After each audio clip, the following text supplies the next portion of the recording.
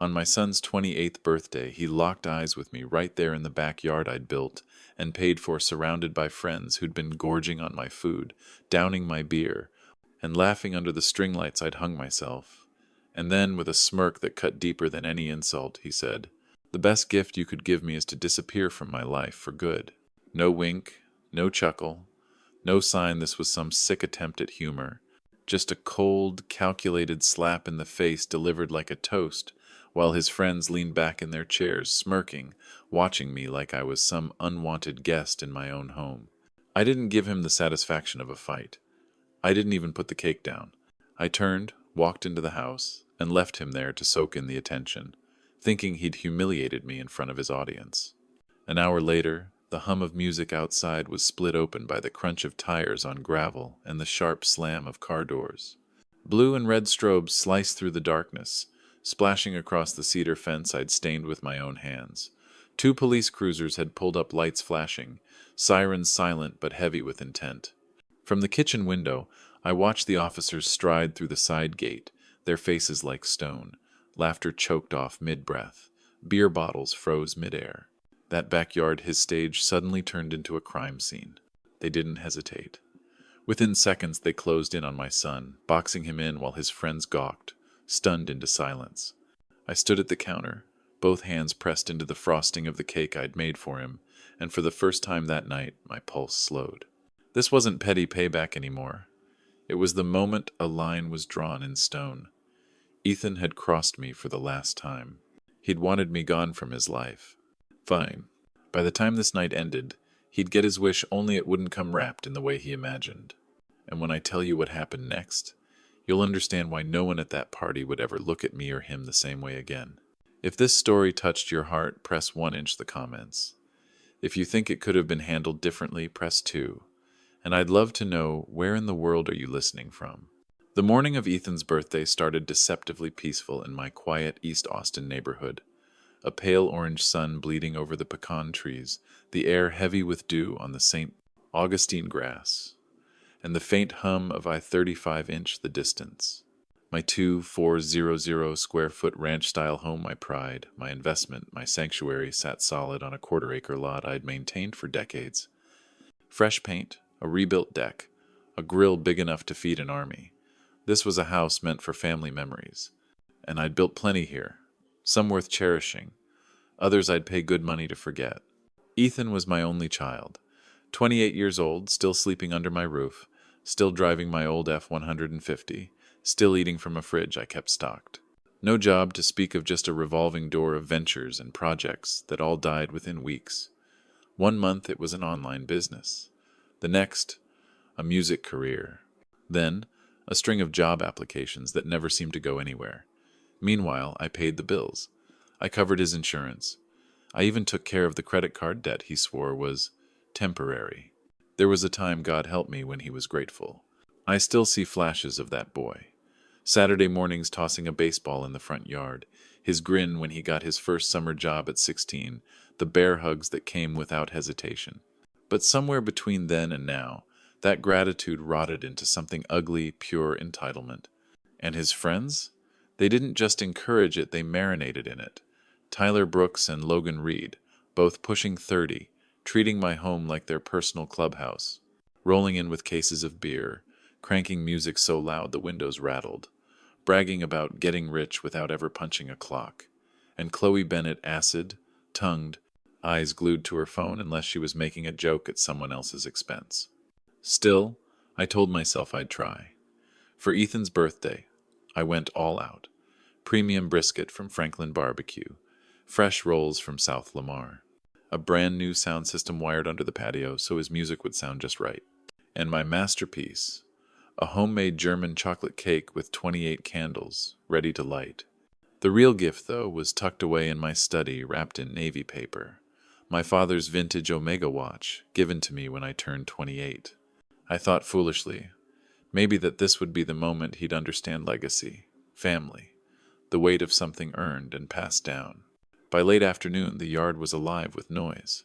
The April air was warm and clean, the kind of day Texans brag about before the summer heat moves in. From the kitchen, I kept the food flowing, the cooler full. Every now and then I'd glance out and see him laughing with his friends, beer in hand, manning the grill like he owned the place. From the outside, we probably looked like the picture of father-son camaraderie, a proud dad hosting a milestone birthday. But I knew better. I'd spent years learning that smiles can be armor, and laughter can be the mask someone wears while sharpening a knife for your back. Every time we talked, he swore I was lecturing. Every time I offered help, he took it as an insult. This party was supposed to be my olive branch, a chance to close the distance. To remind both of us that no matter the friction, we were still father and son. I had no idea that before the night was over, he'd take that fragile hope and crush it publicly, deliberately, and without a flicker of remorse. The sun was dipping low over the rooftops, flooding the backyard in a rich amber glow when I pulled the cake from the refrigerator. In my other arm, wrapped in deep navy paper, was the Omega watch, my father's watch, the one he'd given me on my own 28th birthday. I had planned to sneak outside, light the candles, and surprise Ethan in front of his friends, maybe even catch a rare moment of appreciation in his eyes. But just before I reached the sliding glass door, a burst of laughter stopped me cold. "Man, your dad really went all out for this party." Tyler's voice rang loud and clear over the music. "New sound system, catered food. You're living the dream, bro." I froze mid-step, the cake tilting in my grip. Ethan didn't miss a beat. "Yeah, well, he's just trying to buy my affection as usual. Thinks throwing money around makes up for all the lectures." The heat that rose in my chest was instant and sharp, like someone had jammed a branding iron against my ribs. "At least he cares," Logan chimed in. "My old man hasn't called me in months. Trust me, you could do worse." Ethan's laugh was brittle, unfamiliar. "Robert Harris is always breathing down my neck. Get a job, move out, take responsibility." Like he doesn't get how bad the economy is right now. Through the glass, I watched him swat the air with his beer bottle as if he could physically erase me from the conversation. Then came the dagger. "Honestly, the best gift he could give me is to disappear from my life. Permanently." The words slammed into me harder than any fist I'd taken in my life. My knees went weak. 28 years of birthdays, scraped knees, late-night ER visits, school plays wiped away in one flippant sentence. Tyler chuckled, raising his bottle. "Here's to that. Freedom from Dad." Logan grinned. "Bet he's got your whole life planned out on some spreadsheet. That's what engineers do, right?" Ethan smirked. "Exactly. Everything's got to be his way or it's wrong. Sometimes I wish he'd just find somewhere else to be. Forever." The watch under my arm slipped, and I caught it before it could fall. My father's legacy, my intended symbol of trust and heritage. Now it felt like dead weight. From the patio, Chloe called without glancing up from her phone. "You could always move out, you know." Ethan shot back instantly. "With what money? He controls everything. Acts like I'm still 12. The laughter that followed wasn't just casual, it was mean. It cut through me like glass. I stood there, a 62-year-old man holding a cake for a son who wished I would vanish. The decorations, the food, the gifts all suddenly felt like props in some cruel joke I hadn't been in on. Memory after memory hit me his high school graduation when he introduced me as the guy who pays for everything, the Christmas where I might as well have been invisible, the countless times he'd made me the punchline in front of his friends. I stepped back from the door, unseen. My chest burned not from heartbreak alone, but from a colder, harder emotion settling in. 5 years I'd covered the mortgage, the utilities, the groceries, the insurance, the property taxes. 5 years of financing his life while he mocked me on my own lawn. If he wanted me gone, maybe it was time to oblige. Just not in the way he imagined. I set the cake on the counter, the frosting smudging under my unsteady hands, and paced the kitchen, weighing my options. Confront him now, or let the party burn itself out? 10 minutes later, I had my answer. I walked out without the cake, without the gift, and without the mask of the doting father. Ethan was still at the grill, his friends hanging on his every word. "Ethan," I said, my voice slicing through the chatter, "we need to talk." He turned with a smirk. "Whatever you heard, it's true. You interfere in my life, and everyone here knows it." I stared at him, my jaw tight. "After everything I've done for you, this is how you talk about me?" He shrugged. "Nobody asked you to. You chose to support me. That's on you. I don't owe you anything." "Oh," Tyler stepped forward like a guard dog. "He's right, Mr. Harris. Parents have kids. It's their responsibility." I looked around the yard, my yard, at the smirks and sideways glances. This was entertainment to them. "So when you said you wished I'd disappear forever," I asked, "you meant it?" Ethan didn't even blink. "Yeah, I meant it. Maybe if you got your own life instead of trying to control mine, we'd both be happier." His words hung in the air, dripping with finality. Somewhere nearby, a mockingbird sang. I nodded once. "All right, son, I hear you." And in that moment, I knew exactly how I was going to give him the gift he wanted down to the last detail. I didn't stay outside long after that. I turned, walked back into the house, and slid the glass door shut behind me. The laughter resumed almost immediately, muffled through the pain, like my presence or my absence made no difference at all. In the kitchen, I stared at the untouched cake. 28 candles sat unopened in a drawer, ready for a celebration that was now dead before it began. My mind wasn't on birthdays anymore. It was on strategy. 35 years as an engineer had wired me to solve problems by breaking them down, isolating variables, and executing solutions with precision. Ethan's entitled freeloading wasn't just a problem, it was a system failure. And systems that fail repeatedly don't get another patch. They get a full reset. First step, quantify the damage. I pulled my laptop from the study, opened my records, and started running the numbers. Mortgage payments on this house, $2,600 a month. Over 5 years, that was $156,000. Utilities an average of $350 a month, another $21,000. Groceries and household supplies, $400 a month, $24,000. Car insurance, gas, and maintenance for the truck he drove daily, $12,000. Miscellaneous expenses, credit card bailouts, emergency cash, beer, parties, easily $15,000. That was over $228,000 spent keeping a grown man comfortable while he treated me like an ATM with no feelings attached. And for what? So he could strut around my backyard, rent-free, mocking the man who bankrolled his life? I thought back to last fall's job fair. I'd driven him to 3 different employers in a single day, only to watch him sabotage every interview, showing up late, in wrinkled clothes, cracking sarcastic answers. His excuses afterward were predictable.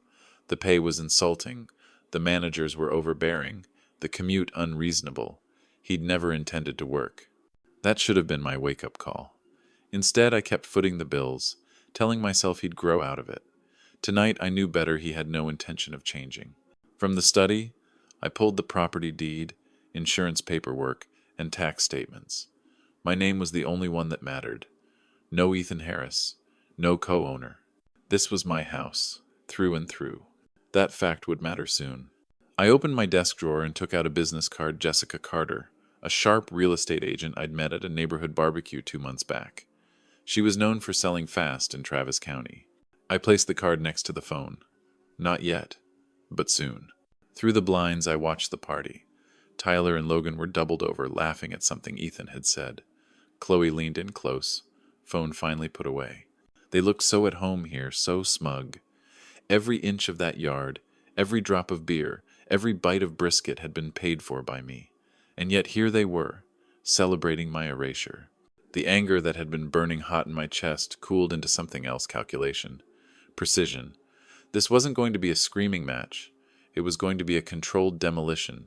I opened a blank document on my laptop and began my checklist. Asterisk.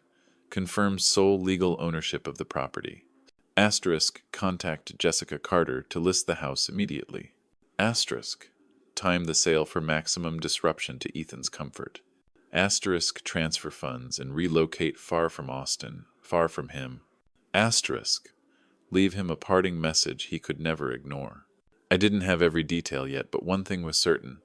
The next time Ethan opened his mouth to mock me, it wouldn't be in my house, because it wouldn't be his to stand in.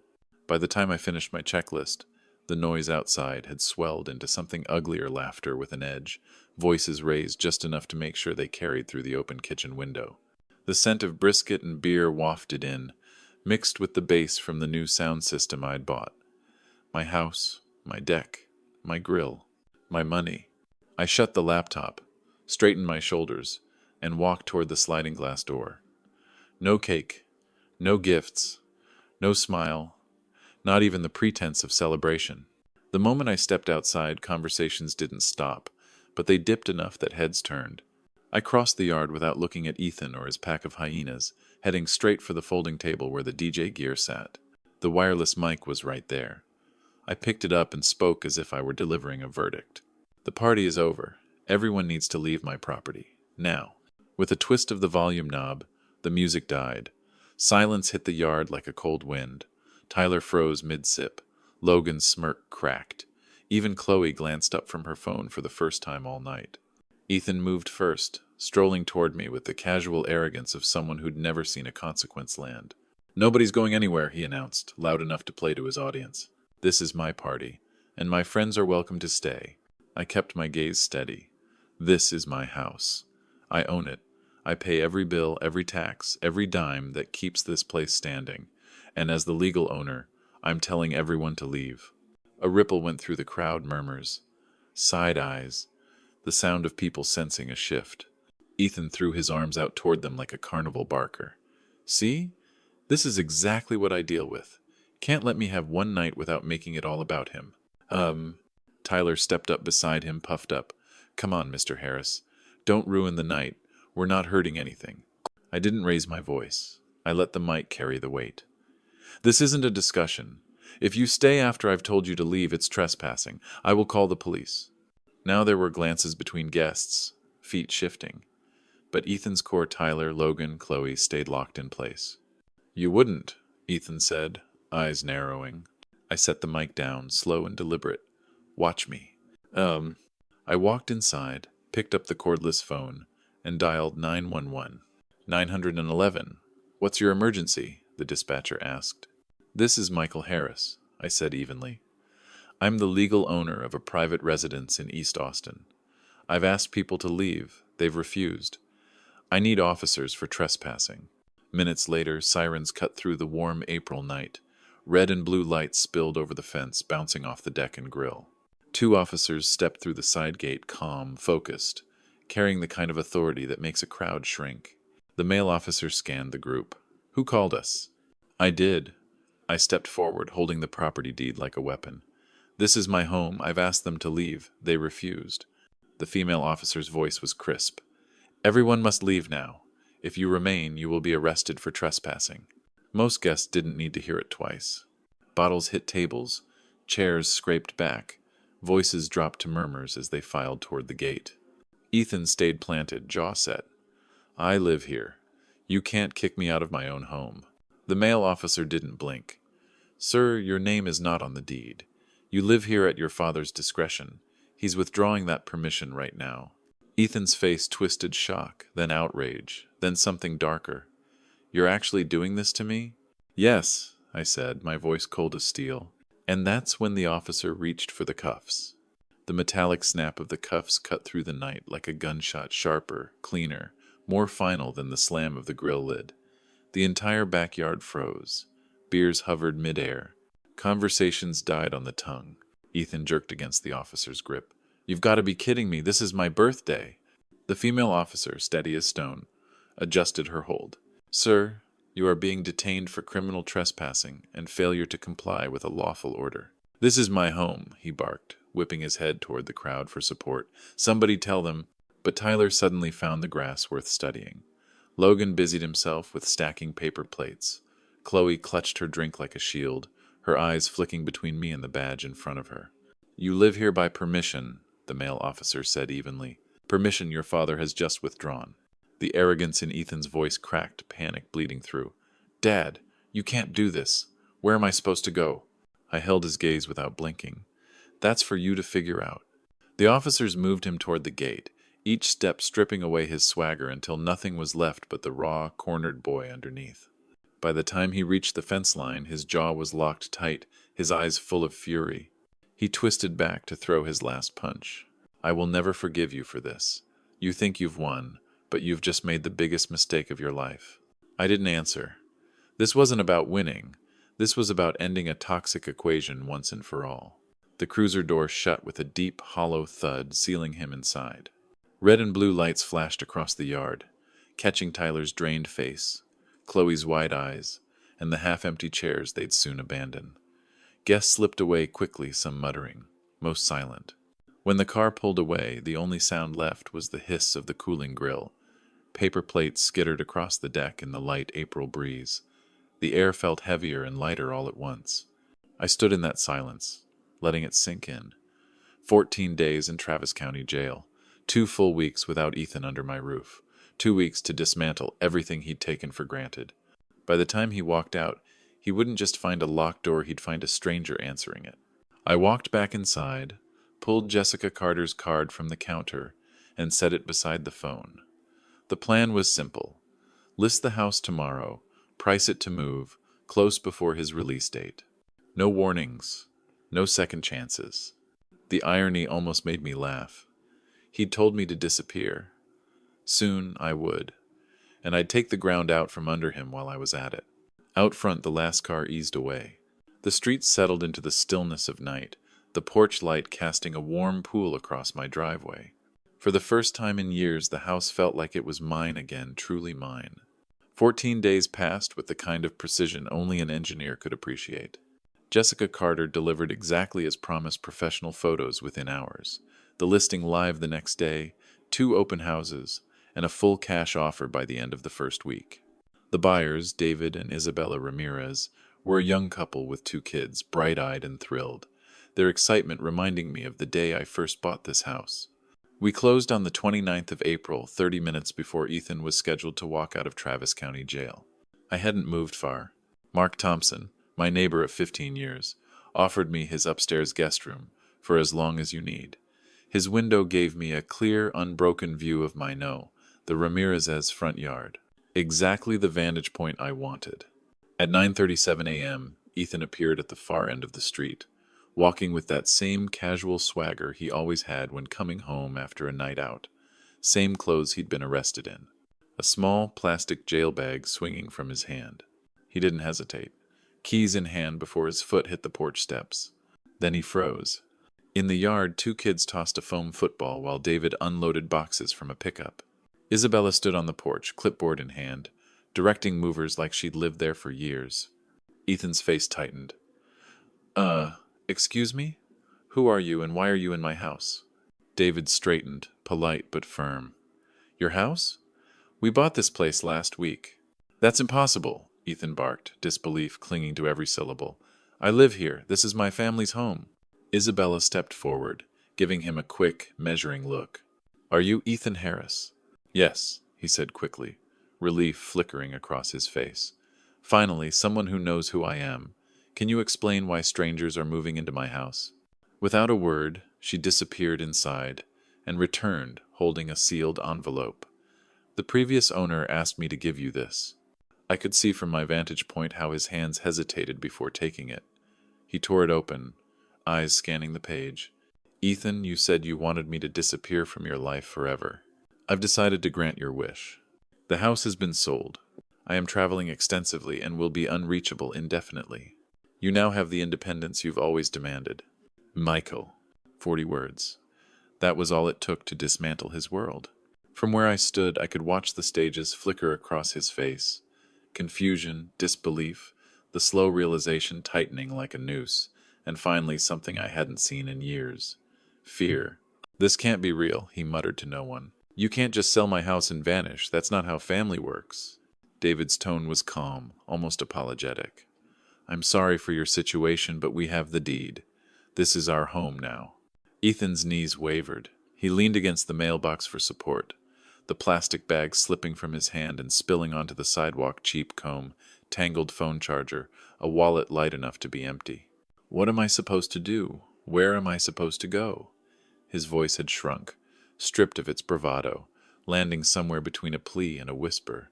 The Ramirezes exchanged a glance caught between sympathy and self-preservation. Isabella finally said, I wish you luck, but we can't help you.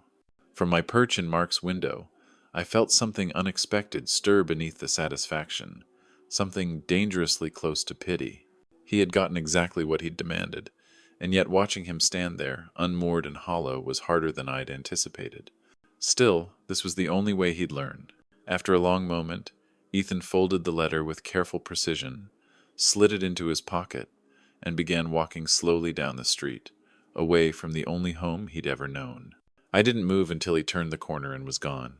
Hours after Ethan disappeared around the corner, I was still at Mark's kitchen table, coffee cold, the letters 40 words looping in my mind like a mantra. For weeks I'd been consumed with execution, lining up every detail so the moment Ethan stepped out of jail, reality would be waiting at the curb. And it had worked with surgical precision. He'd gotten exactly what he'd demanded, a father erased from his life. But as I'd watched him standing there, holding that envelope like it was the last solid thing in his hands, I'd seen something I hadn't planned for real heartbreak. Not the crocodile tears from his teenage years. Not the simmering rage of his 20s.